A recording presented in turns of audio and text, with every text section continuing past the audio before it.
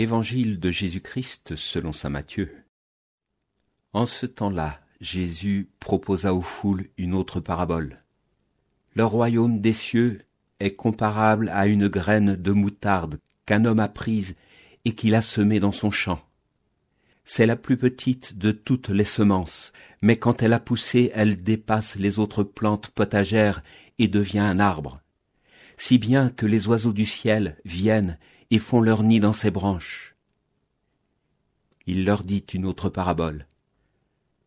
Le royaume des cieux est comparable au levain qu'une femme a pris et qu'elle a enfoui dans 3 mesures de farine, jusqu'à ce que toute la pâte est levée. Tout cela, Jésus le dit aux foules en parabole, et il ne leur disait rien sans parabole, accomplissant ainsi la parole du prophète.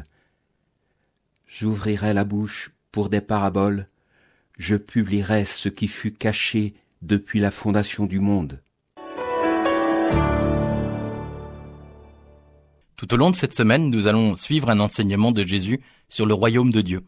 Au travers de paraboles, comme un diamant aux multiples facettes, Jésus va nous donner de mieux contempler ce qu'est le royaume de Dieu. Aujourd'hui, Jésus nous donne 2 images, celle d'une graine de moutarde, celle du levain dans la pâte. Dans les 2 situations, il s'agit de quelque chose de petit et de fragile, une graine de moutarde, une pincée de levain placée dans la pâte.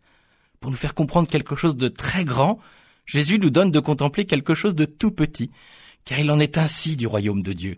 La graine de moutarde est toute petite, mais elle porte en elle une semence de vie.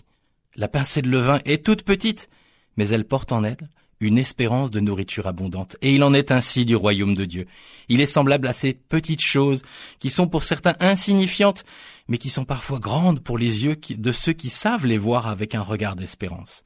Au travers de ces images, Jésus nous invite à voir dans des choses toutes simples et parfois si petites, la splendeur, la fécondité et la vie que nous apporte le royaume de Dieu dès aujourd'hui.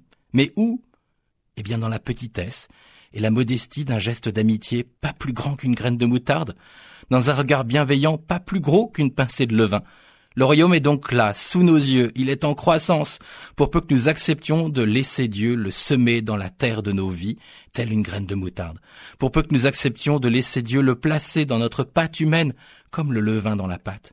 Et ainsi nos vies seront semblables au ministère de Jésus auprès des foules de Galilée.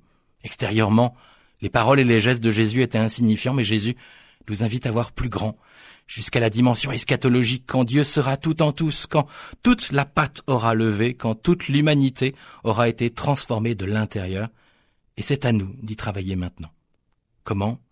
En acceptant de faire de notre quotidien un lieu où le royaume de Dieu pourra se déployer dans des paroles toutes simples, des gestes tout simples, mais qui sont des paroles et des gestes d'amour et de vie, car c'est là la graine du royaume de Dieu.